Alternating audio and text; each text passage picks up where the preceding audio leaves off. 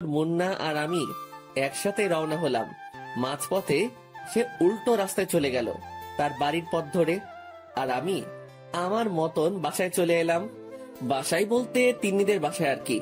বাসায় যেতেই তিন্নি বলল, সোজা আম্মুর রুমে চলে যা তুই। তিন্নির কথা শুনে অবাক হয়ে গেলাম। কিরে মেয়েটা হঠাৎ তুই তোকারি করছে কেন? কিন্তু তাকে কিছু জিজ্ঞেস না করে সোজা আন্টির কাছে চলে গেলাম। আন্টি, আপনি কি আমার খোঁজ করেছেন? হ্যাঁ, আমার কাছে এসে বস। আন্টির কথা মতন তার কাছে গিয়ে বসলাম, কিন্তু আমাকে অবাক করে দিয়ে ঝাপটে জড়িয়ে ধরে কান্না করে দিল।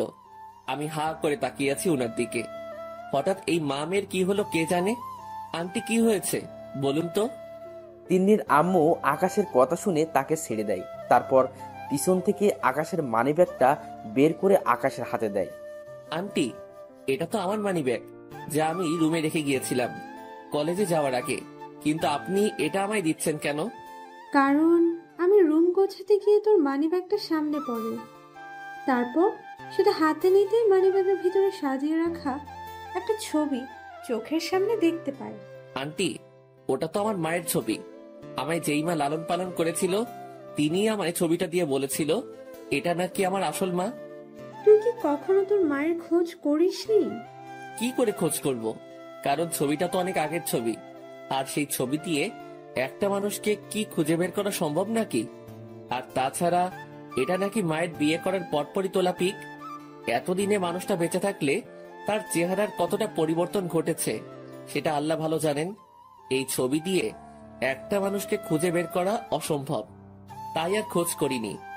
বেয়াদব ছেলে, ইচ্ছে করছে তোর কানটা টেনে ছিঁড়ে দিতে। কেন আন্টি, আমি আবার কি করেছি? কারণ তোর কাছে যেই ছবিটা আছে সেই ছবির মানুষটা হলাম আমি, আর এই ছবিটা আমার বিয়ের পর তোর বাবা তুলে দিয়েছিল। আন্টির মুখে এমন কথা শুনে পায়ের নিচ থেকে যেন মাটি সরে গিয়েছেন মতন অবস্থা আমার। আমি হাঁ করে তাকিয়ে আছি টিনার দিকে। আমার কলিজা ধুপ ধুপ করে কাঁপছে। কিরে, মাকে জড়িয়ে ধরবি না? এবার আর নিজেকে সামনে রাখতে পারলাম না, সাথে সাথে ওনাকে জড়িয়ে ধরে মা বলে চেঁচিয়ে উঠলাম। মা, তুমি এতদিন আমায় কেন খোঁজ করনি?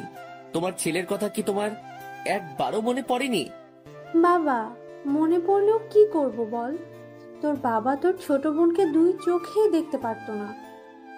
আমি যখন তোর বাবাকে ছেড়ে চলে আসি তখন আমি তোকে সহ নিয়ে আসতে চেয়েছিলাম, কিন্তু তোর বাবা তোকে আনতে দেয়নি।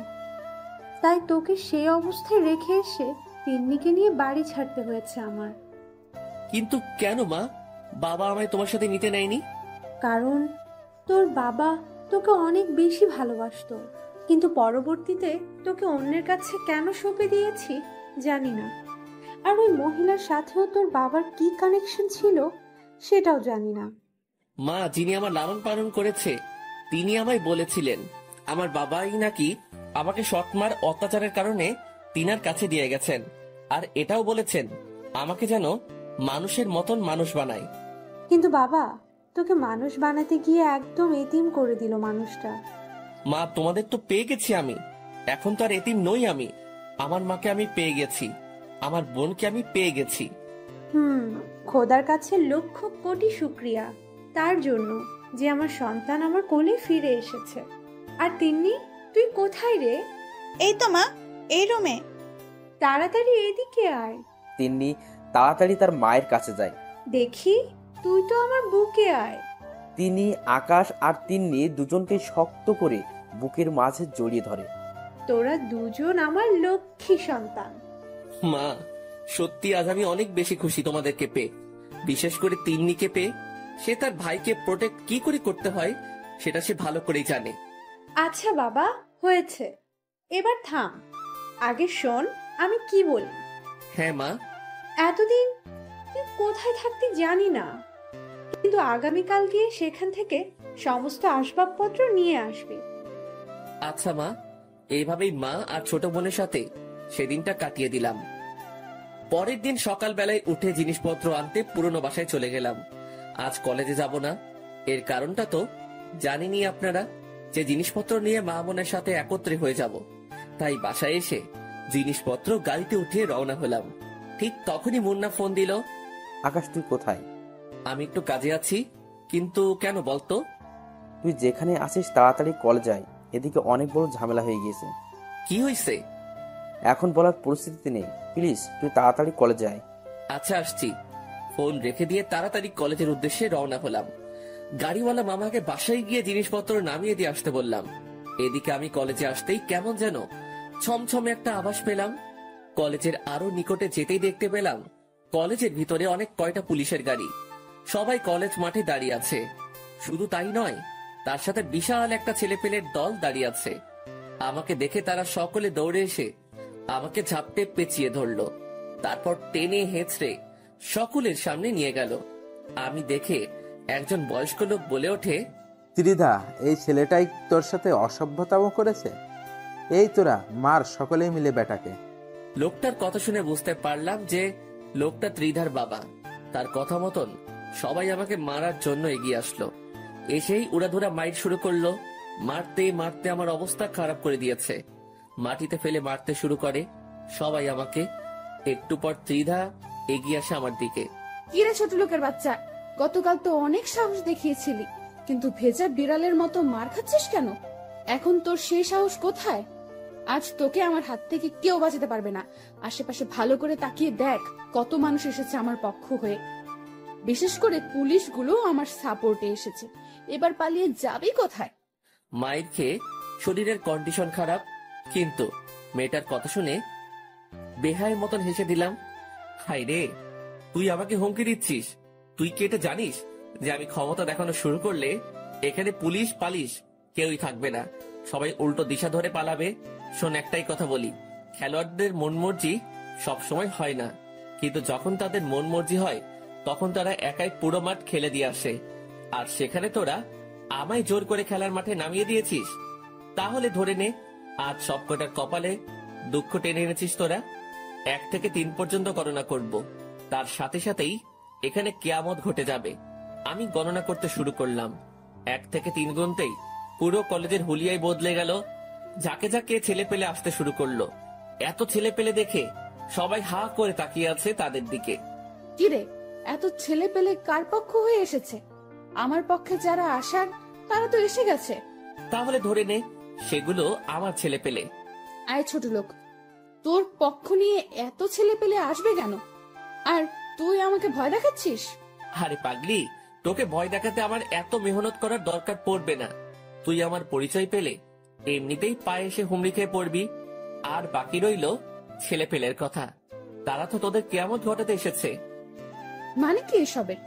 মানেটা একটু পরেই বুঝে যাবি বলে এক লাফ দিয়ে উঠে দাঁড়িয়ে গেলাম। ঠিক তখনই ত্রিধার বাবা চেঁচিয়ে বলে উঠল, এই ছেলে, তুই কি আমাদের ভয় দেখাচ্ছিস? তুই কি জানিস না আমি কে? আরে রাখেন, আপনার মতন বহু এসেছে আর গিয়েছে, কিন্তু কেউ টিকতে পারেনি। আর তাছাড়া আপনার মেয়েও তো নাকি রংবাজ গ্যাংয়ের নাম করা নেতা, তাকে গুনার সময় নেই। সেখানে আপনি কে তা দেখে আমার কি আসে যায়? এই বেয়াদব ছেলে, তুই কিন্তু অনেক বাড়াবাড়ি করে ফেলছিস। বেয়াদবির এখনো কিছুই দেখেননি ভালো করে, এবার দেখবেন। এই তোরা তোদের কাজ শুরু করে দে।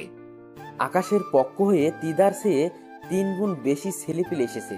তার স্বাদের সিগন্যাল পাওয়ার সাথে সাথে হকি, রিক স্টিক, চাইনিজ কুড়াল, আবার কেউ মেশিন হাতে নিয়ে খেলার মাঠে নেমে পড়ে। তখনই পুলিশ আকাশের ছেলেপিলেকে বাধা দেয়। আর পুলিশের যে সিনিয়র কর্মকর্তা আছে সে আকাশের কাছে এসে আকাশের কলার ধরে ফেলে। এই ছেলে, কে রে তুই? আর তুই ছেলেপিলের বড়াই কাকে দেখাচ্ছিস? তুই কি জানিস আমি কে? বা তোর সামনে যে মুরব্বী দাঁড়িয়ে আছেন তিনি কে? পুলিশ অফিসারের কাণ্ড দেখে মেজাজটা পুরো চটে গেল। এই অফিসার, কলার থেকে হাত নামা। কি, তুই আমার সাথে বেয়াদবি করছিস? আজ তো তুই শেষ। এবার মেজাজ আরো চটে গেল।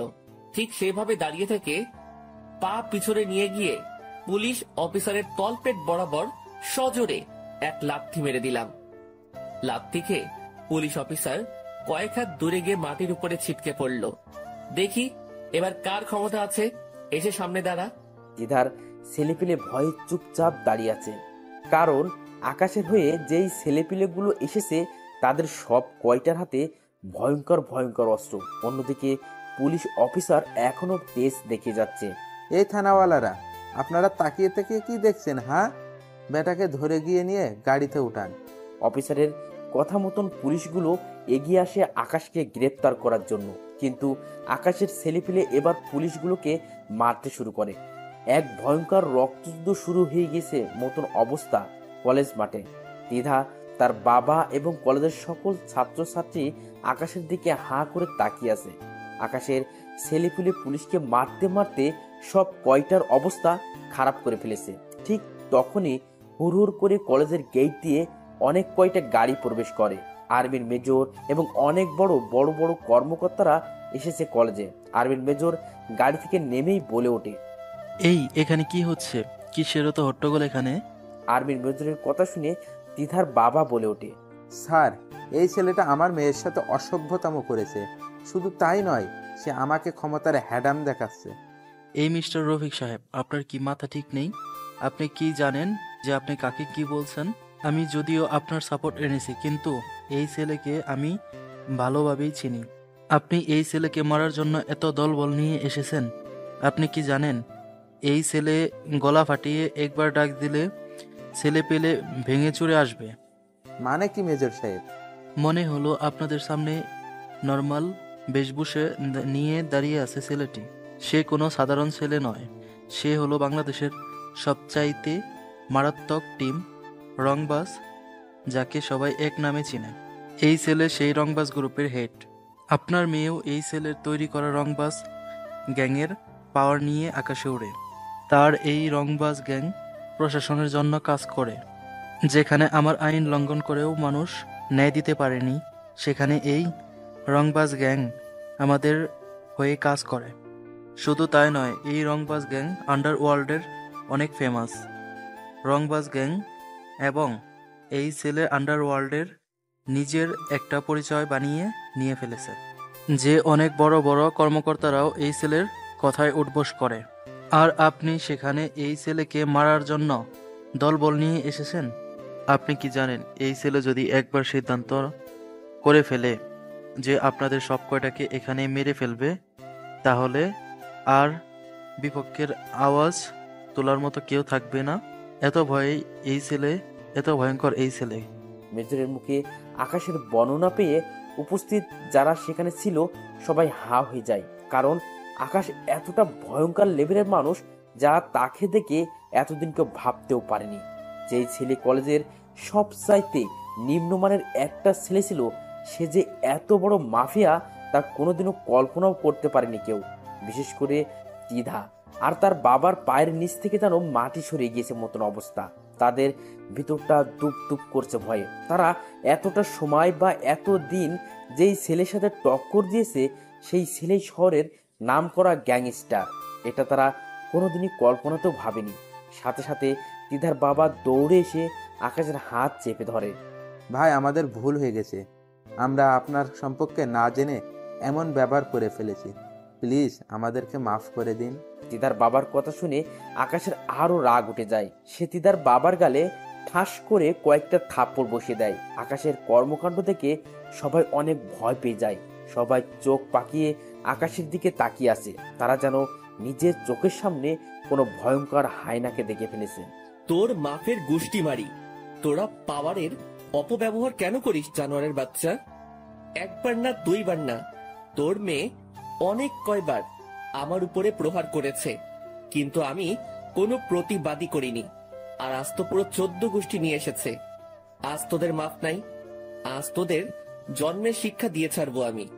আকাশের হাতে থাপ্পড় খেয়ে তিধার বাবা চুপচাপ সেখানে দাঁড়িয়ে আছে, আর আকাশ তিধার দিকে এগিয়ে যায়। তারপর তার চুলের মুঠি ধরে তিধার গালের মধ্যে কষে অনেক কয়টা থাপ্পড় লাগিয়ে দেয়। কিরে, এখন তোর ক্ষমতা কোথায় রে? দলবল নিয়ে না এসেছিস তুই? দেখি সাহস থাকলে একটা ফুলের টোকা লাগিয়ে দেখা আমার গায়ে। আকাশ, কিন্তু আগামীকাল গিয়ে সেখান থেকে সমস্ত আসবাবপত্র নিয়ে আসবি। আচ্ছা মা, এইভাবেই মা আর ছোট বোনের সাথে সেদিনটা কাটিয়ে দিলাম। পরের দিন সকালবেলায় উঠে জিনিসপত্র আনতে পুরনো বাসায় চলে গেলাম। আজ কলেজে যাব না, এর কারণটা তো জানেনই আপনারা, যে জিনিসপত্র নিয়ে মা বোনের সাথে একত্রে হয়ে যাব। তাই বাসায় এসে জিনিসপত্র গাড়িতে উঠিয়ে রওনা হলাম। ঠিক তখনই মুন্না ফোন দিল। আকাশ তুই কোথায়? আমি একটু কাজে আছি। কিন্তু কেন বলতো? তুই যেখানে আছিস তাড়াতাড়ি কলেজে আয়, এদিকে অনেক বড় ঝামেলা হয়ে গিয়েছে। কি হয়েছে? এখন বলার পরিস্থিতি নেই, প্লিজ তুই তাড়াতাড়ি কলেজে আয়। আচ্ছা, আসছি। ফোন রেখে দিয়ে তাড়াতাড়ি কলেজের উদ্দেশ্যে রওনা হলাম। গাড়িওয়ালা মামাকে বাসায় গিয়ে জিনিসপত্র নামিয়ে দিয়ে আসতে বললাম। এদিকে আমি কলেজে আসতেই কেমন যেন ছমছমে একটা আভাস পেলাম। কলেজের আরো নিকটে যেতেই দেখতে পেলাম কলেজের ভিতরে অনেক কয়টা পুলিশের গাড়ি। সবাই কলেজ মাঠে দাঁড়িয়ে আছে। শুধু তাই নয়, তার সাথে বিশাল একটা ছেলেপেলের দল দাঁড়িয়ে আছে। আমাকে দেখে তারা সকলে দৌড়ে এসে আমাকে ঝাপটে পেঁচিয়ে ধরলো। তারপর টেনে হেঁচড়ে সকলের সামনে নিয়ে গেল। আমি দেখে একজন বয়স্ক লোক বলে ওঠে, ত্রিধা, এই ছেলেটাই তোর সাথে অসভ্যতাও করেছে? এই তোরা মার সকলেই মিলে বেটাকে। লোকটার কথা শুনে বুঝতে পারলাম যে লোকটা ত্রিধার বাবা। তার কথা মতন সবাই আমাকে মারার জন্য এগিয়ে আসলো। এসেই উড়াধুরা মাইর শুরু করলো। মারতে মারতে আমার অবস্থা খারাপ করে দিয়েছে। মাটিতে ফেলে মারতে শুরু করে সবাই আমাকে। একটু পর ত্রিধা এগিয়ে আসে আমার দিকে। কি রে ছোট লোকের বাচ্চা, গতকাল তো অনেক সাহস দেখিয়েছিলি, কিন্তু ভেজা বিড়ালের মতো মার খাচ্ছিস কেন? এখন তোর সেই সাহস কোথায়? আজ তোকে আমার হাত থেকে কেউ বাঁচাতে পারবে না। আশেপাশে ভালো করে তাকিয়ে দেখ, কত মানুষ এসেছে আমার পক্ষ হয়ে। বিশেষ করে পুলিশগুলো আমার সাপোর্টে এসেছে। এবার পালিয়ে যাবি কোথায়? মায়ের খেয়ে শরীরের কন্ডিশন খারাপ, কিন্তু মেয়েটার কথা শুনে বেহায়ের মতন হেসে দিলাম। হাই রে, তুই আমাকে হুমকি দিচ্ছিস? তুই কি এটা জানিস যে আমি ক্ষমতা দেখানো শুরু করলে এখানে পুলিশ পালিশ কেউই থাকবে না, সবাই উল্টো দিশা ধরে পালাবে? শোন, একটাই কথা বলি, খেলোয়াড়দের মন মর্জি সবসময় হয় না, কিন্তু যখন তাদের মন মর্জি হয় তখন তারা একাই পুরো মাঠ খেলে দিয়ে আসে। আর সেখানে তোরা আমায় জোর করে খেলার মাঠে নামিয়ে দিয়েছিস। তাহলে ধরে নে, আজ সবকটার কপালে দুঃখ টেনে এনেছিস তোরা। 1 থেকে 3 পর্যন্ত গণনা করব, তার সাথে সাথেই এখানে কিয়ামত ঘটে যাবে। আমি গণনা করতে শুরু করলাম। 1 থেকে 3 গুনতেই পুরো কলেজের হুলিয়াই বদলে গেল। ঝাঁকে ঝাঁকে ছেলে পেলে আসতে শুরু করলো। এত ছেলে পেলে দেখে সবাই হা করে তাকিয়ে আছে তাদের দিকে। কি রে, এত ছেলে পেলে কার পক্ষ হয়ে এসেছে? আমার পক্ষে যারা আসার তারা তো এসে গেছে। তাহলে ধরে নে সেগুলো আমার ছেলে পেলে। আয় ছোট লোক, তোর পক্ষ নিয়ে এত ছেলে পেলে আসবে কেন? আর তুই আমাকে ভয় দেখাচ্ছিস? আরে পাগলি, তোকে ভয় দেখাতে আমার এত মেহনত করার দরকার পড়বে না। তুই আমার পরিচয় পেলে এমনিতেই পায়ে এসে হুমড়ি খেয়ে পড়বি। আর বাকি রইল ছেলে পেলের কথা। তারা তো তোদের কিয়ামত ঘটাতে এসেছে। মানে কি এসবের? মানেটা একটু পরই বুঝে যাবি বলে এক লাফ দিয়ে উঠে দাঁড়িয়ে গেলাম। ঠিক তখনই ত্রিধার বাবা চেঁচিয়ে বলে উঠল, এই ছেলে, তুই কি আমাদের ভয় দেখাচ্ছিস? তুই কি জানিস না আমি কে? আরে রাখেন, আপনার মতন বহু এসেছে আর গিয়েছে, কিন্তু কেউ টিকতে পারেনি। আর তাছাড়া আপনার মেয়েও তো নাকি রংবাজ গ্যাংয়ের নাম করা নেতা, তাকে গুনার সময় নেই। সেখানে আপনি কে তা দেখে আমার কি আসে যায়? এই বেয়াদব ছেলে, তুই কিন্তু অনেক বাড়াবাড়ি করে ফেলছিস। বেয়াদবির এখনো কিছুই দেখেননি ভালো করে, এবার দেখবেন। এই তোরা তোদের কাজ শুরু করে দে। আকাশের পক্ষ হয়ে তিদার চেয়ে 3 গুণ বেশি ছেলেপিলে এসেছে। তার স্বাদের সিগন্যাল পাওয়ার সাথে সাথে হকি, রিকস্টিক, চাইনিজ কুড়াল, আবার কেউ মেশিন হাতে নিয়ে খেলার মাঠে নেমে পড়ে। তখনই পুলিশ আকাশের ছেলেপিলেকে বাধা দেয়। আর পুলিশের যে সিনিয়র কর্মকর্তা আছে সে আকাশের কাছে এসে আকাশের কলার ধরে ফেলে। এই ছেলে, কে রে তুই? আর তুই ছেলেপিলের বড়ায় কাকে দেখাচ্ছিস? তুই কি জানিস আমি কে? বা তোর সামনে যে মুরব্বী দাঁড়িয়ে আছেন তিনি কে? পুলিশ অফিসারের কাণ্ড দেখে মেজাজটা পুরো চটে গেল। এই অফিসার, কলার থেকে হাত নামা। কি, তুই আমার সাথে বেয়াদবি করছিস? আজ তো তুই শেষ। এবার মেজাজ আরো চটে গেল।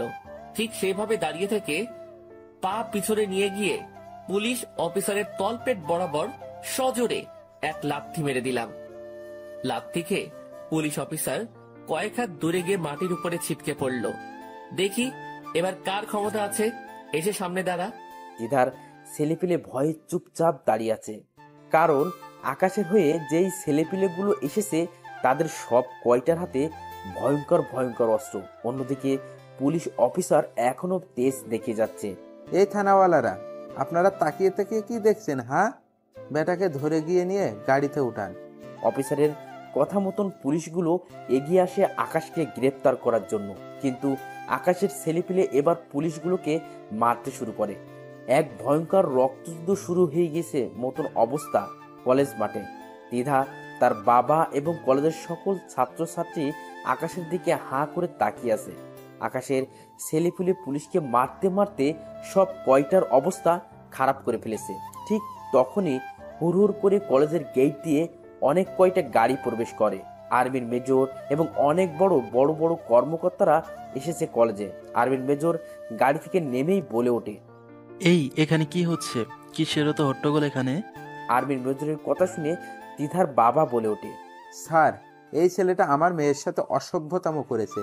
শুধু তাই নয়, সে আমাকে ক্ষমতার হ্যাডাম দেখাচ্ছে। এই মিস্টার রফিক সাহেব, আপনার কি মাথা ঠিক নেই? আপনি কি জানেন যে আপনি কাকে কি বলছেন?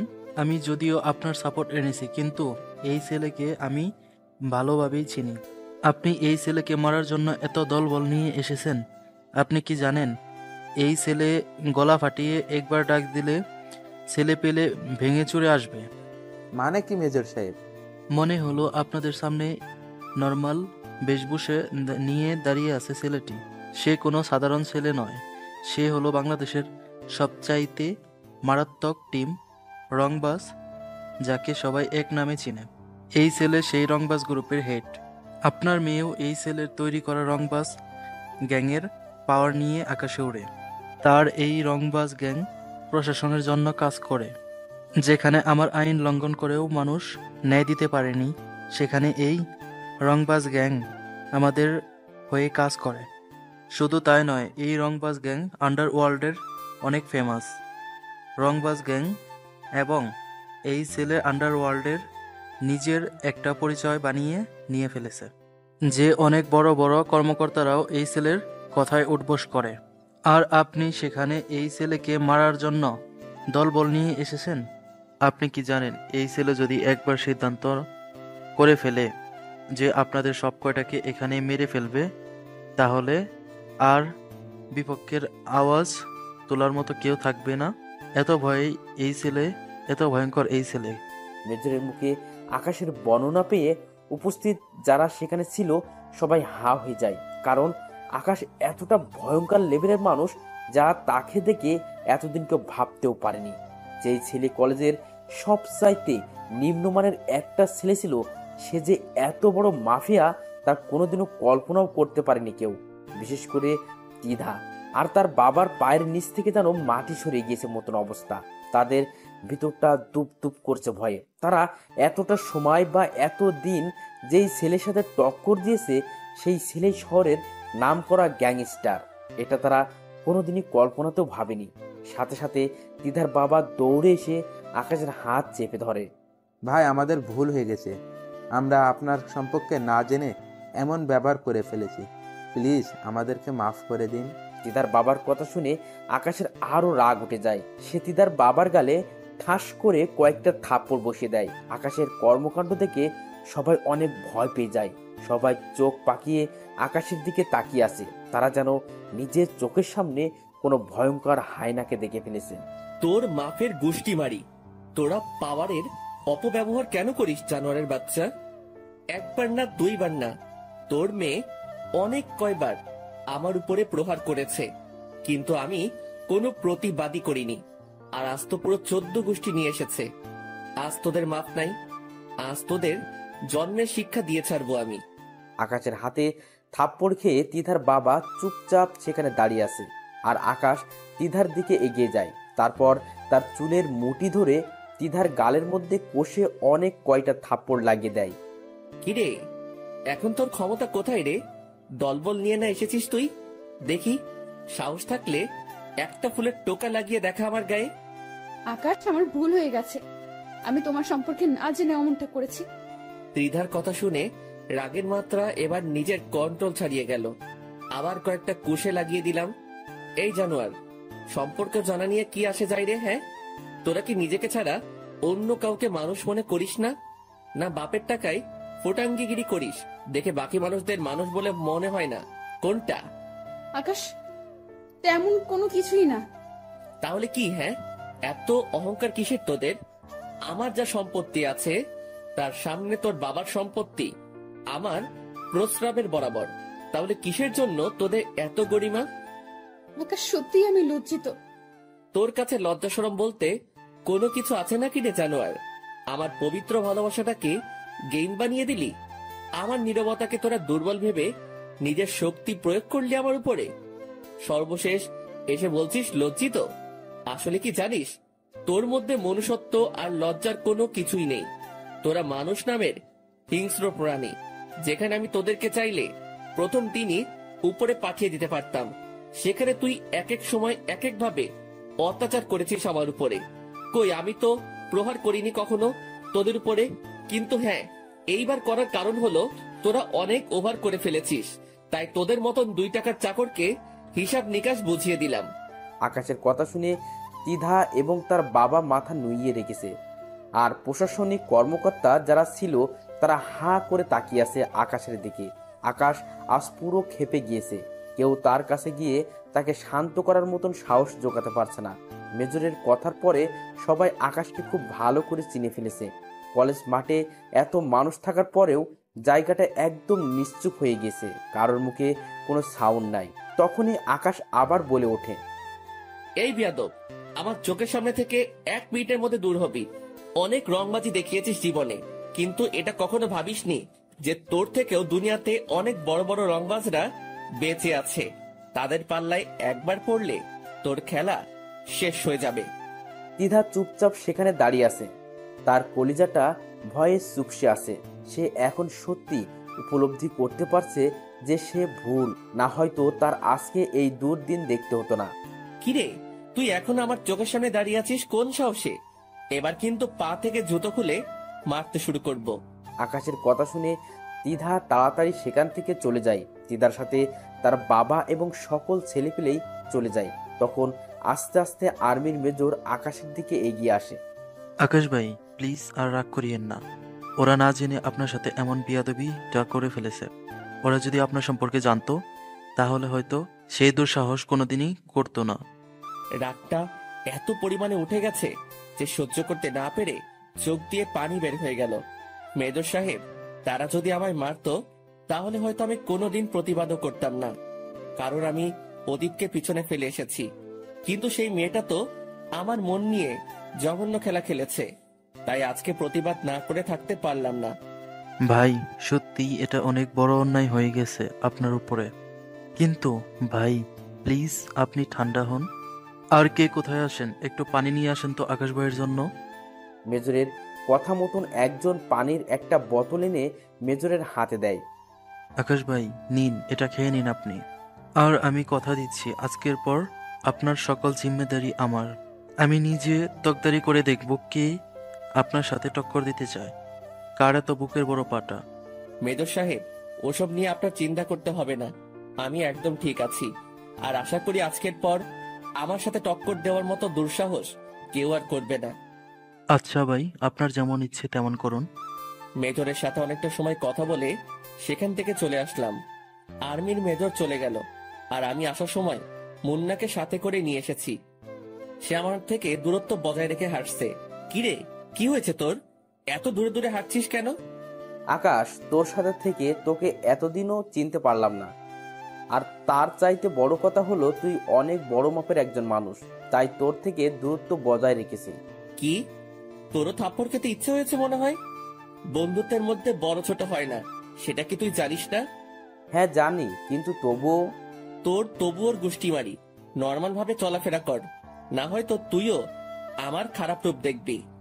আরে তুই এত রেগে যাচ্ছিস কেন? হ্যাঁ, রাগের কাজ করলে রাগবো না তো কি করব? হ্যাঁ আচ্ছা হয়েছে, থাম এবার।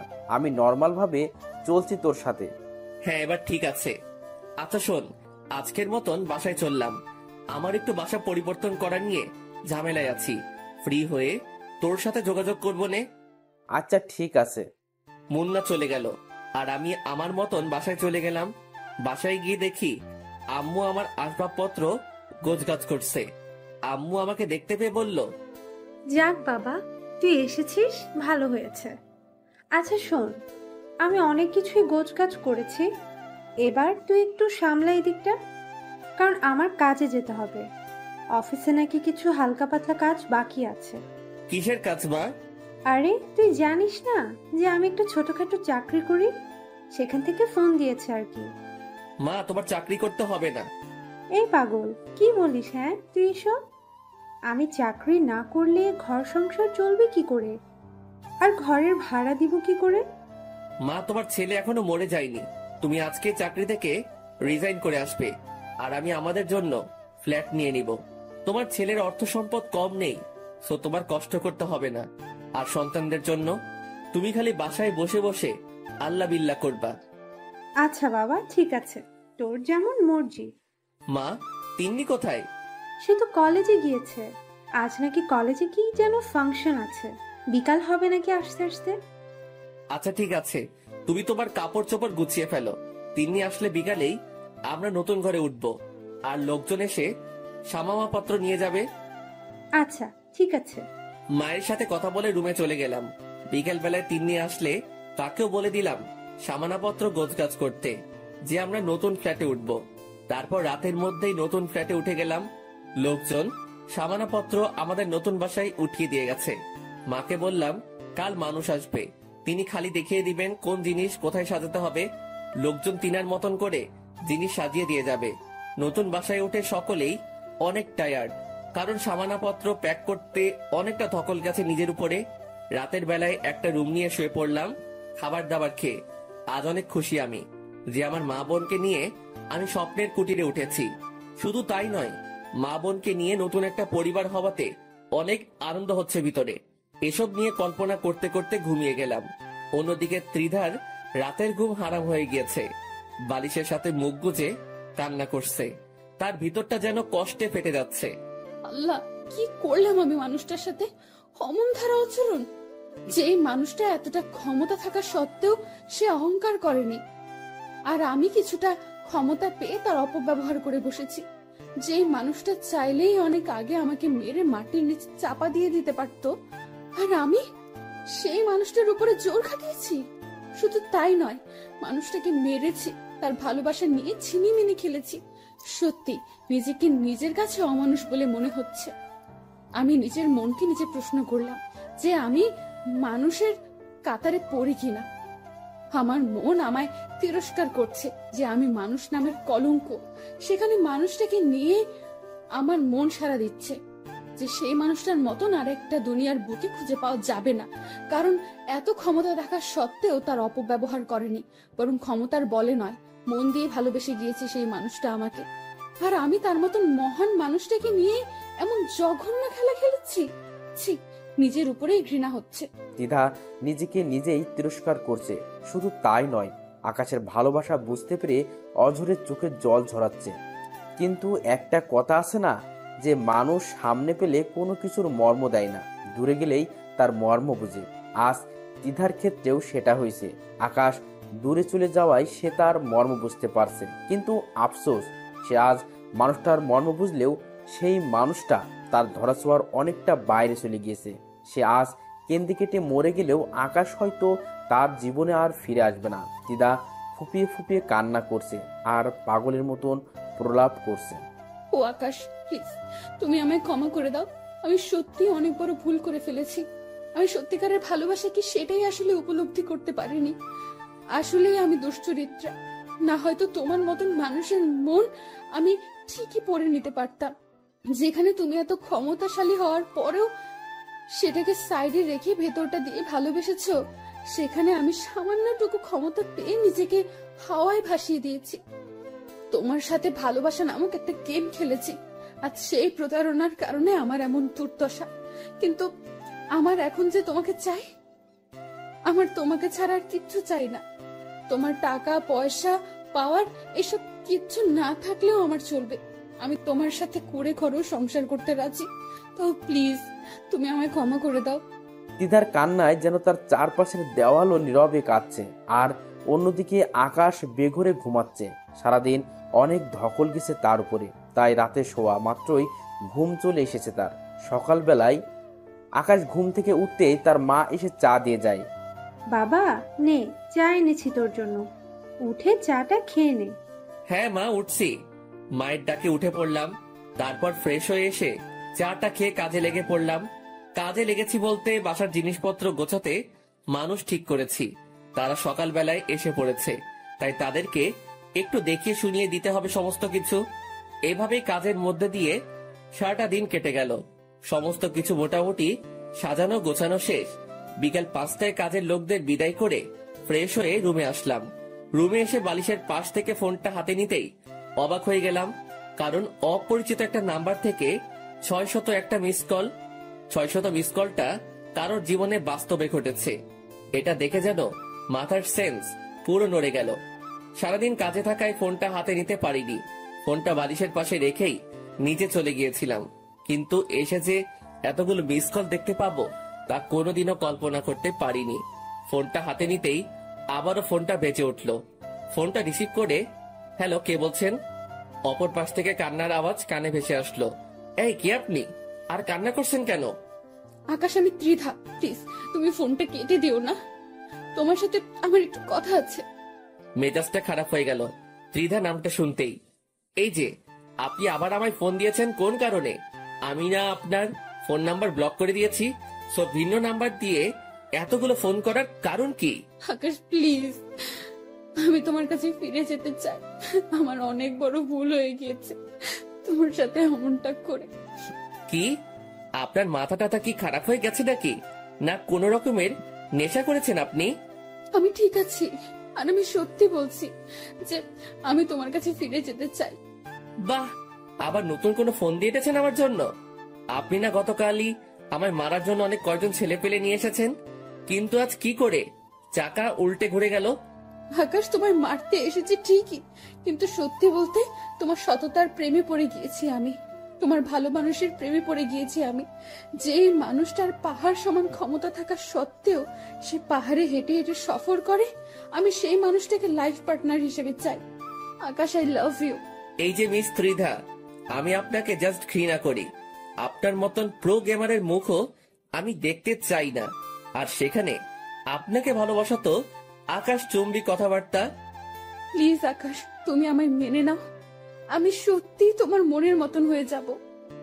তুমি আমায় যেইভাবে চলতে বলবে আমি ঠিক সেইভাবে চলাফেরা করব। তাও প্লিজ তুমি আমায় মেনে নাও। এই নাটকের মঞ্চ বন্ধ করেন। আমি আপনার মতন জঘন্য মানুষের মুখও দেখতে চাই না। আমি যেমন আছি তেমনটাই ভালো আছি। কোনো কান্নাগিনীকে দরকার নেই আমার লাইফে। আমি ফোনটা রাখলাম। আজকের পর আমার নাম্বারে যেন ফোন না আসে। যদি ফোন আসে তাহলে কিন্তু আমার খারাপ রূপটা আমি দেখিয়ে দিব। তারপর ত্রিধার মুখের উপরে ফোনটা কেটে দিলাম। রাগে শরীর ফেটে যাচ্ছে আমার। ভেবেছিলাম হয়তো কেউ কোনো দরকারের জন্য এত কয়টা ফোন করেছে আমায়, কিন্তু এখন তো দেখি নাটকওয়ালি ফোন দিয়েছে। এখন কেন রে চোখের জল ফালাচ্ছিস? তখন কই ছিল তোর এই ভালোবাসা যখন আমিও কেঁদেছিলাম?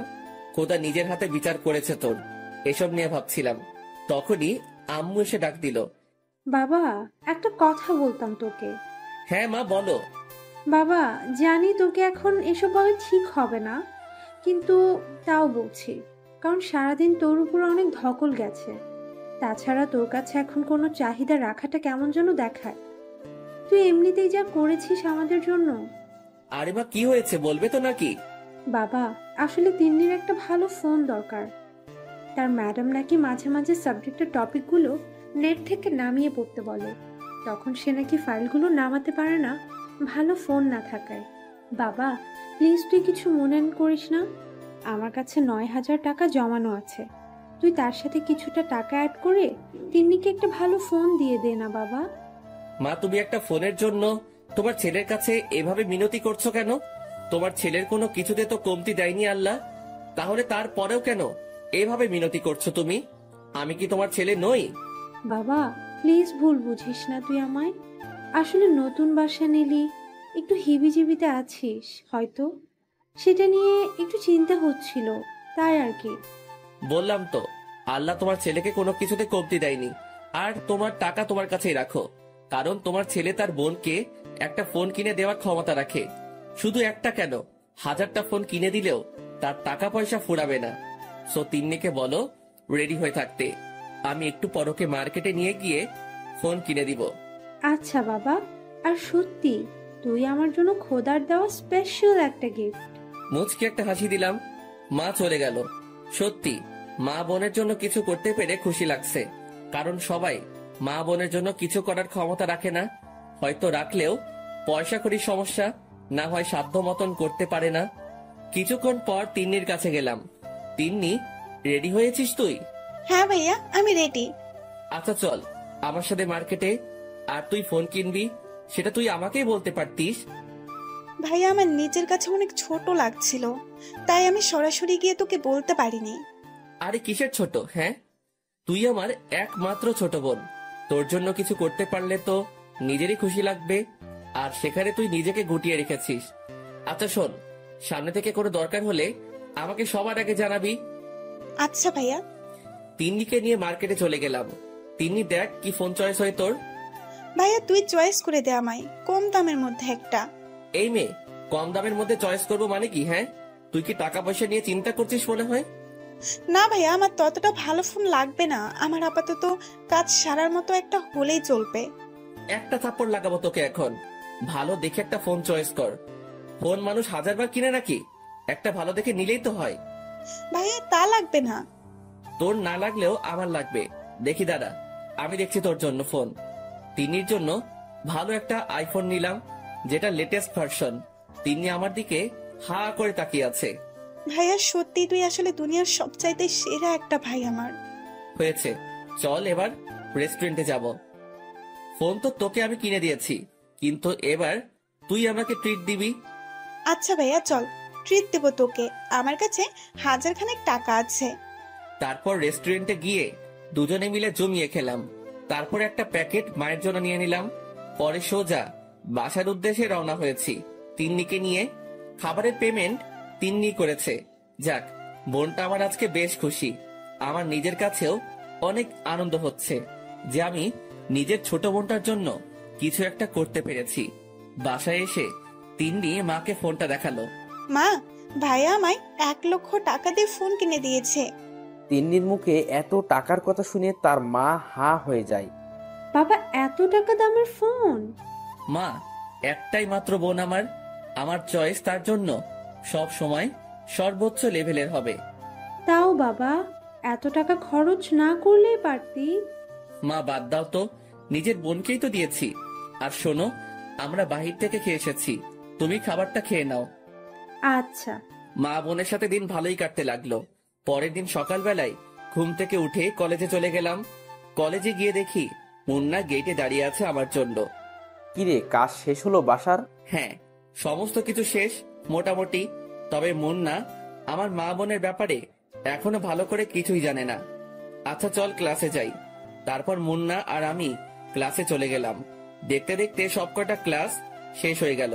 পরে মুন্নার সাথে ক্লাস থেকে বের হয়ে গেলাম।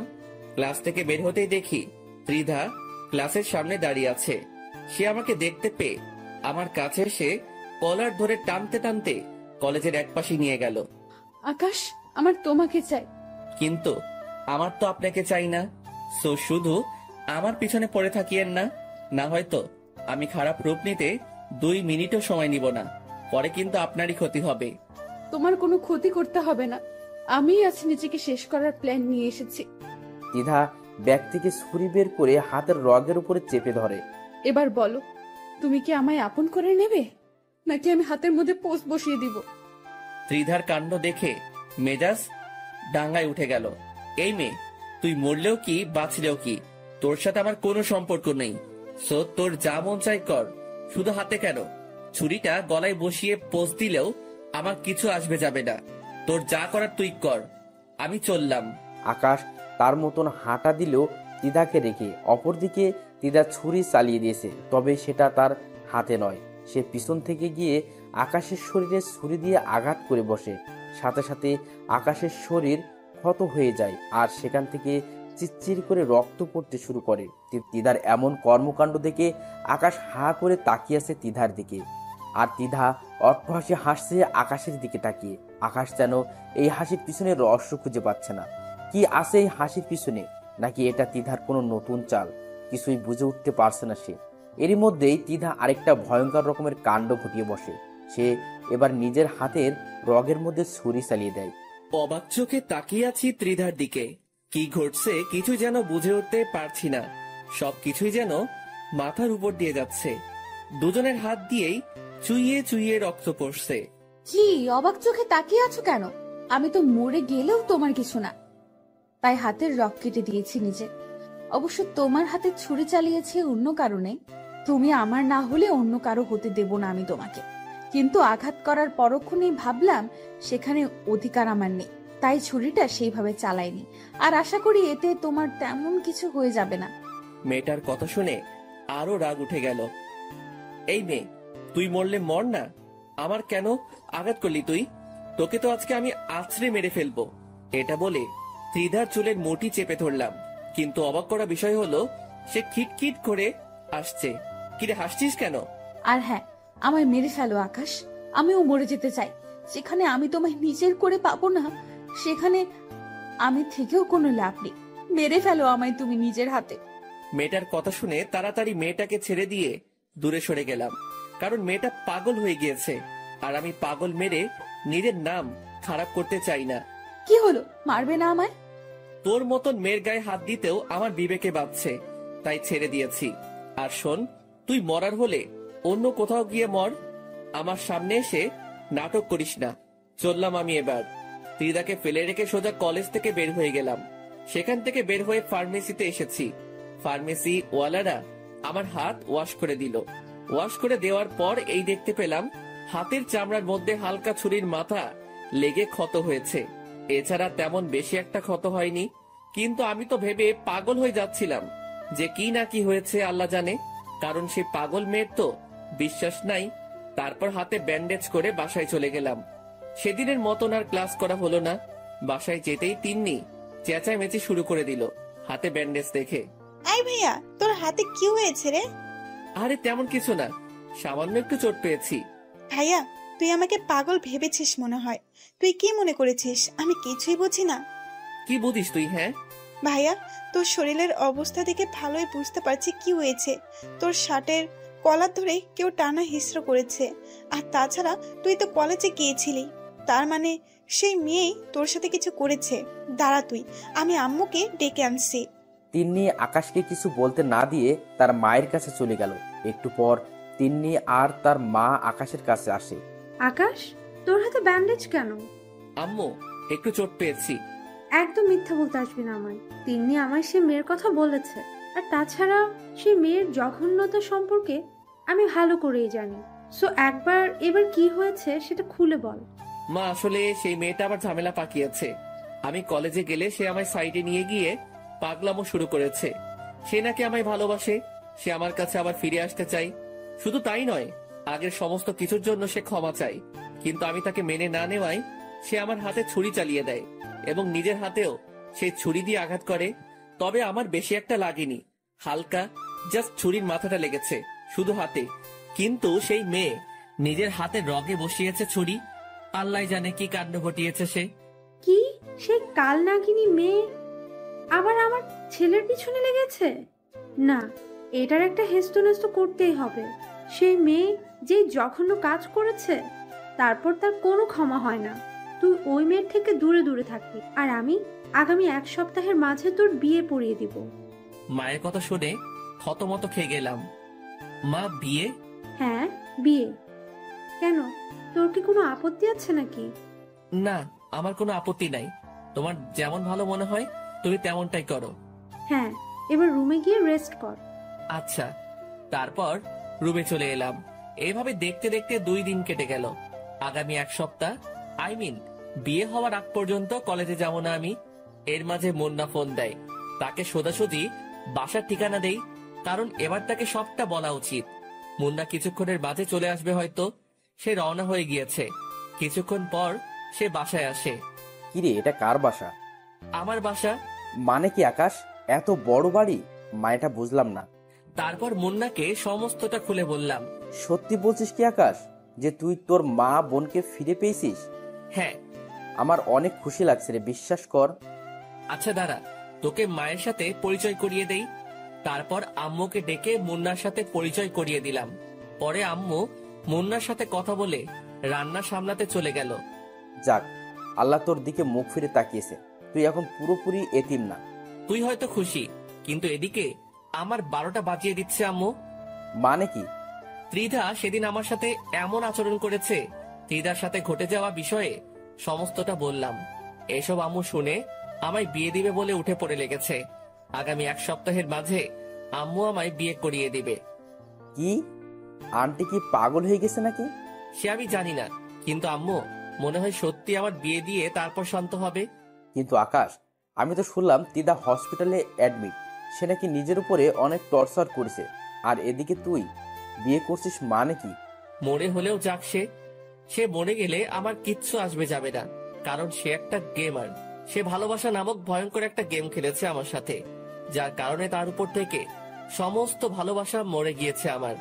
সো আমি ইচ্ছাই বলতে পারিস, অনিচ্ছায় বলতে পারিস, আম্মুর ঠিক করা মেয়েকে আমি বিয়ে করে ফেলবো। ঠিক আছে, যেমনটা ভালো মনে করিস তুই। আচ্ছা বাদ দে এখন ওসব কথা। বল, কি রকম যাচ্ছে তোর দিনকাল? এই তো চলছে তোর। হ্যাঁ, আমারও কোনো রকম চলছে। সেদিন অনেকটা সময় মুন্না আর আমি আড্ডা দিলাম। মুন্নাও সেদিন কলেজে যায়নি। আমার বাসা থেকে দুপুরের খাবার খেয়ে সে চলে যায়। পরের দিন আম্মু এসে বলে, আকাশ, আমি মেয়ে দেখে এসেছি, এই নে মেয়ের ঠিকানা। তুই 2-1 দিনের মধ্যে সময় করে মেয়ের সাথে পার্সোনালি আলাপ করে আসিস। মেয়ে আমার পরিচিত এক খালাম্মা আছেন, ওনার নাতনি হয় সম্পর্কে।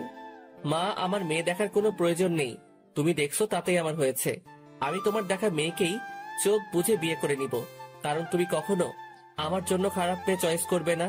তাও একবার দেখে নে। না মা, আমার দেখার প্রয়োজন নেই। আচ্ছা ঠিক আছে, তোর যেমনটা ইচ্ছে। তারপর মা চলে গেল, আর বাসা বাহিরে করে করে সময় কাটাতে লাগলাম।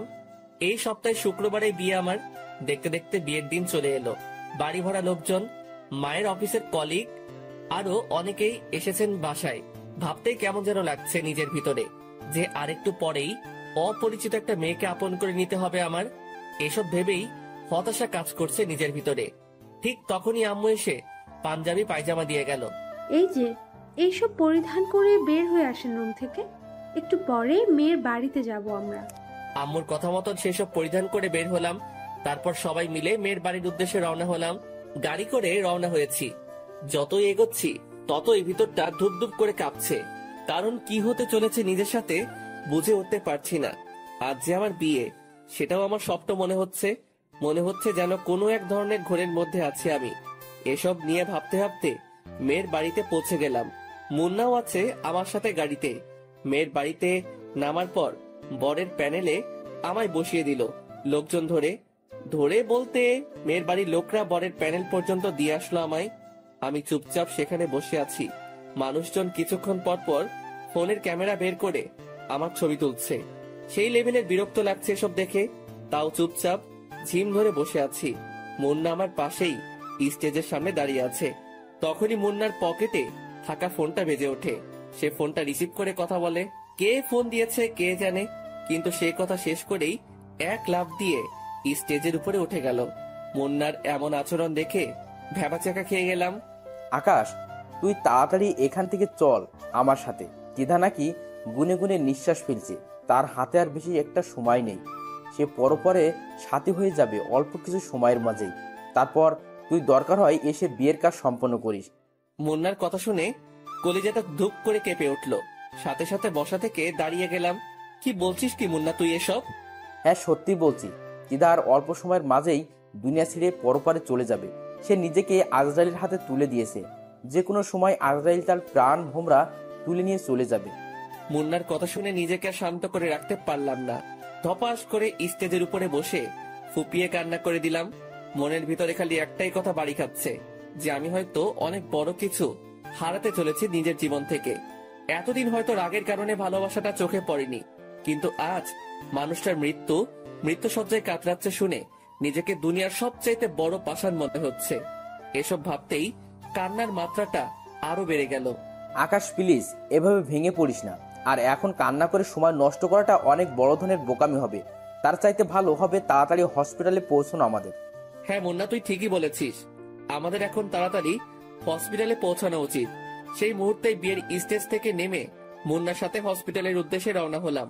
বিয়ে বাড়ির সকলে হা করে তাকিয়ে আছে আমার দিকে। সবাই একটাই কথা ভাবছে যে বর এভাবে পাগলের মতন ছুটে কোথায় পালাচ্ছে। কিন্তু আমি আর পিছনে ফিরে তাকাইনি। মুন্নাকে সাথে নিয়ে সোজা হসপিটালে এসে উঠেছি। হসপিটালে এসে ত্রিধার কেবিন তালাশ করতে লাগলাম। খুঁজতে খুঁজতে ত্রিধার কেবিন পেয়ে গিয়েছি, কিন্তু কেবিনের সামনে টুল প্লেট লাগানো, যে কেবিনে প্রবেশ করা নিষেধ। তাই কেবিনের সামনে দাঁড়িয়ে আছি। হঠাৎ এই একজন ডক্টর এসে বলল, আপনারা কারা? ডক্টর, আমরা ত্রিধার লোক। সে এখন কেমন আছে? ও আচ্ছা, আপনারাই তাহলে সেই রোগীর লোক যে নিজেকে মৃত্যুর মুখে ঢেলে দিয়েছে। ডক্টরের কথা শুনে কলিজাটা মোচড় দিয়ে উঠল। ডক্টর, আমার ত্রিধা এখন কেমন আছে? আমি তার সাথে একটু দেখা করব। পেশেন্টের অবস্থা ভালো না, আমরা কাউকে তার সাথে দেখা করার অ্যালাউ করছি না। পেশেন্টের মা বাবা ওয়েটিং রুমে বসে অপেক্ষা করছে। পেশেন্টের মা বাবাকেও কয়েকদিনে খালি একবার করে দেখার অনুমতি দেওয়া হয়েছে। সো বড় সার আসুক, পরে সবাইকে দেখা করার অনুমতি দেওয়া হবে। এখন গিয়ে পেশেন্টের মা বাবার সাথে বসে অপেক্ষা করুন। ডক্টরের কথা শুনে ভিতরটা ফেটে যাচ্ছে, কিন্তু যত যাই হোক না কেন এখন কিছুই করার নেই আমার। সো ডক্টরের কথা মেনে নিয়ে ওয়েটিং রুমে চলে গেলাম। সেখানে গিয়ে দেখি ত্রিধার বাবা আর মোটামুটি বয়স্ক একজন মহিলা বসে আছেন। তাদেরকে দেখে বুঝতে বাকি নাই যে এই দুইজন এই ত্রিধার মা বাবা। যদিও অবশ্য ত্রিধার বাবাকে আমি চিনি। ত্রিধার বাবা আমাকে দেখতে পেয়ে অসহায় চোখে তাকিয়ে আছে আমার দিকে। মনে হয় যেন তারা আমাকে কিছু একটা বলতে চায়। এই যে আঙ্কেল, কিছু বলবেন? আর আপনারা এমন হতাশ হবেন না, দেখবেন ত্রিধা ঠিক হয়ে যাবে। না বাবা, কিছু বলার নেই। আর হতাশ নয় আমরা, তবে হ্যাঁ, হতাশের থেকে বড় কিছু বিরাজ করছে আমাদের মনের মাঝে। তারপর ত্রিধার বাবা মাথা নুইয়ে ফেলে। ত্রিধার বাবার কথা শুনে অনেক খারাপ লাগছে। তিনি আমার সামনে মাথা নুইয়ে রেখেছে। আজ ত্রিধার এই দুর্দশার কারণে তিনি অল্প হলেও দায়ী, কারণ তিনি ত্রিধাকে শাসনে রাখলে আজ ত্রিধা এমনটা করতে পারতো না। ত্রিধার বাবাকে আর কিছু না বলে চুপচাপ দাঁড়িয়ে আছি। কিন্তু হঠাৎই দেখি আম্মু, তিন্নি আরো অনেক কয়জন লোক হসপিটালে, সাথে বধূ সাজে একটা মেয়েও আছে। দেখে বুঝে গেলাম এই মেয়ের সাথে আমার বিয়ে হওয়ার কথা ছিল। আম্মু এসে সোজা আমার সামনে দাঁড়ালো। আকাশ, ত্রিধার কি অবস্থা এখন? মা, তুমি কি করে জানলে ত্রিধার কথা? জেনেছি কোনোভাবে, কিন্তু এখন এটা বল যে ত্রিধা কেমন আছে। মা, কিছুই জানি না আমি। ডক্টর আমাকে আমার ত্রিধার সাথে দেখা করতে দেয়নি, বলেছে বড় স্যার আসলে তারপর দেখা করতে দিবে। তাই অপেক্ষা করছি। মায়ের সাথে কথা বলছি আর সাইলেন্টে কান্না করছি। যদি ভালোই বাসতি মেয়েটাকে, তাহলে বিয়েতে কেন রাজি হলি? দেখলি এখন কেমন কষ্ট হচ্ছে তোর। মা, আমার ত্রিধাকে চাই, সেটা যে করেই হোক। তাহলে ওই যে মেয়েটাকে দেখছিস বধূর সাথে দাঁড়িয়ে আছে, তার কি হবে? সে তো তোর সাথে সংসার করার স্বপ্ন দেখে ফেলেছে। মা, আমি জানি না কিছু, আমার শুধু ত্রিধাকে চাই। মায়ের সাথে কথা বলছিলাম, ঠিক তখনই ডাক্তার একজন এসে বলে গেল, পেশেন্টের অবস্থা ভালো না, আপনারা যে যে দেখা করার তাড়াতাড়ি গিয়ে দেখে আসুন। বড় স্যার দেখা করার পারমিশন দিয়েছে। ডাক্তারের কথা শুনে তাড়াতাড়ি ত্রিধার কেবিনের দিকে ছুটে গেলাম। কেবিনের ভিতরে প্রবেশ করে দেখি ত্রিধা বেডে শুয়ে আছে, আর তার মুখে মাস্ক লাগানো, আর পাশে আরেকজন ডক্টর দাঁড়িয়ে আছে। ডক্টর, আমার ত্রিধার কি হয়েছে? আকাশের কথা শুনে ডক্টর ত্রিধার হাত উঁচু করে সকলের সম্মুখে ধরে। কিছু দেখতে পাচ্ছেন না আপনারা? ত্রিধার হাতের অবস্থা দেখে পায়ের নিচ থেকে যেন মাটি সরে গিয়েছে মতন অবস্থা আমার। কারণ ত্রিধার হাত আর হাত নেই। সে হাতে ছুরির আঘাত করে পুরো হাত ক্ষত বিক্ষত করে ফেলেছে। দেখুন হাতের অবস্থা একবার। পেশেন্টের নিজের হাতে এত পরিমাণ ছুরির আঘাত করেছে যে তার হাতের সমস্ত রগ সেই আঘাতে কেটে গিয়েছে, আর অতিমাত্রায় রক্তক্ষরণ হয়ে পেশেন্টের, শুধু তাই নয়, পেশেন্টের শরীরের আরো কয়েকটা জায়গায় ছুরির আঘাত করেছে, যার ফলে তার কন্ডিশন এখন আরেকটা ভয়াবহ। আমরা আমাদের যথাসাধ্য চেষ্টা করছি, কিন্তু তার কন্ডিশনটা বিবর্ষ যে তাকে বাঁচানো আমাদের ক্ষমতার বাহিরে। সো মাফ করেন আমাদের। আর পেশেন্টের জ্ঞান ফিরেছে, আপনারা সবাই শেষ দেখা করে ফেলুন পেশেন্টের সাথে। ডক্টরের কথা শুনে আম্মুকে শক্ত করে জড়িয়ে ধরে সকলের সামনে কান্না শুরু করে দিলাম। মা, আমার ত্রিধাকে চাই। বাবা প্লিজ কান্না করিস না, সব ঠিক হয়ে যাবে বাবা। মা, আমার ত্রিধাকে চাই, তোমরা ওকে ঠিক করে দাও। মাকে জড়িয়ে ধরে কান্না করছি। ঠিক তখনই ত্রিধা আকাশ বলে ডাক দেয়। বাবা দেখ, ত্রিধা তোকে ডাকছে। তাড়াতাড়ি আম্মুকে ছেড়ে দিয়ে ত্রিধার কাছে গেলাম। ত্রিধা, কেমন আছো তুমি? যেমনটা রেখে গিয়েছিলে। কেন করলে ত্রিধা তুমি এমনটা? আর তোমার শরীরে এত কয়টা ক্ষত আসলো কি করে? কারণ আমি যে দুনিয়ার সবচাইতে নিকৃষ্ট মানুষ। কারণ আমি তোমার সাথে ভালোবাসা নামক একটা গেম খেলেছি। আমি জানি আমার ভুলের কোনো ক্ষমা হয় না, কিন্তু তবুও তোমার দুয়ারে গিয়েছিলাম শেষ একটা আশা নিয়ে যে তুমি আমায় মাফ করে দেবে। কিন্তু আমি জানতাম না যে আমার কপালে মাফ নেই। আমি যখন নিচের শরীরে ছুরি দিয়ে আঘাত করি তখন তুমি বললে আমি আমি মরলে মরে যেতে, কিন্তু তোমায় কেন আঘাত করলাম? পরে তুমি আমায় রাগ দেখিয়ে সেখান থেকে চলে এলে। বিশ্বাস করো, সেই সময়টাতে নিজেকে দুনিয়ার সবচেয়ে নিকৃষ্ট মানুষ বলে মনে হচ্ছিল, তাই নিজেকে সামলে রাখতে পারিনি। ইচ্ছে মতো নিজের হাতে সেই ছুরিটা দিয়ে নিজের শরীরে আঘাত করেছি। আজ তার ফলস্বরূপ হসপিটালের বেডের উপরে শুয়ে মৃত্যুর সাথে পাঞ্জা লড়ছি। ত্রিধার কথা শুনে নিজেকে বিশাল রকমের পাষাণ মনে হচ্ছে। ত্রিধা, কেন তুই নিজের শরীরে এইভাবে আঘাত করলি বলতো? আমি এখন কাকে নিয়ে থাকবো? আমি যে তোর ভালোবাসায় আবারও নিজেকে জড়াতে চাই। আকাশ, অনেক দেরি হয়ে গিয়েছে, আমার হাতে আর বেশি সময় নেই। ত্রিধা প্লিজ, এসব অলক্ষণে কথা বলো না। আমি সত্যিই বলছি আকাশ, আমার হাতে আর বেশি একটা সময় নেই। আর এই যে মেয়ে, এদিকে আসো। পাশেই আকাশের সাথে যে মেয়েটার বিয়ে ঠিক করে তার মা, সে দাঁড়িয়ে আছে। তিদার ডাকে সেই মেয়েটা তার কাছে যায়, আর তিদা সেই মেয়েটার হাত আকাশের হাতের উপরে রেখে শক্ত করে চেপে ধরে আর বলে, এই মেয়ে, আমার ভালোবাসাকে তোমার হাতে তুলে দিয়ে গেলাম, প্লিজ আমার পাগলটার খেয়াল রেখো আর ওর দেখাশোনা করো, কখনো কমতি রেখো না যেন, তাহলে উপরে গিয়েও আমি শান্তিতে থাকতে পারবো না। আকাশ, মেয়েটাকে জীবনের সবটুকু দিয়ে ভালোবেসো। মনে রেখো, এই মেয়ের মাঝেই আমি জীবিত আছি। তোমার ত্রিধা মরেও মরেনি, সে তোমার সঙ্গিনীর মাঝে অমর হয়ে থাকবে চিরকাল। বলো, ওর দেখাশোনা করবে ভালো মতন, কখনো কমতি রাখবে না ওকে ভালোবাসায়। ত্রিধার কথা শুনে শরীরের সমস্ত রক্ত যেন এক জায়গায় এসে জটলা পেকে গেছে। এক ঝাটকা দিয়ে ত্রিধার থেকে নিজের হাত ছাড়িয়ে নিয়ে সজোরে চেঁচিয়ে কান্না করে দিলাম।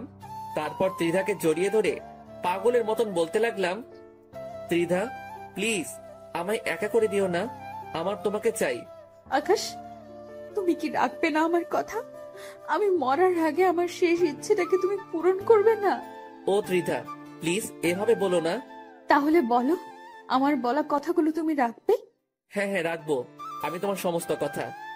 দেখি এবার তোমার হাতটা দাও তো। আকাশ তিদার কথা শুনে তার হাতটা এগিয়ে দেয়। তিধা আকাশের হাতটা নিয়ে আবার সেই মেয়েটার হাতের উপরে রেখে শক্ত করে চেপে ধরে। ইস, কত সুন্দর মানিয়েছে তোমাদের দুইজনকে। আর আকাশ, আমি ভুলে যেও না যেন তুমি। আমি পরপারে গিয়ে খোদার কাছে শুধু তোমাকেই চাইবো, আর শেষ একটা কথা বলে যাই উচ্চস্বরে, এই ক্ষণিকের দুনিয়ায় বেঁচে নাও বাঁচার মতন করে, নইলে বেলা ফুরিয়ে গেলে সময় পাবে না কাটানোর সময়।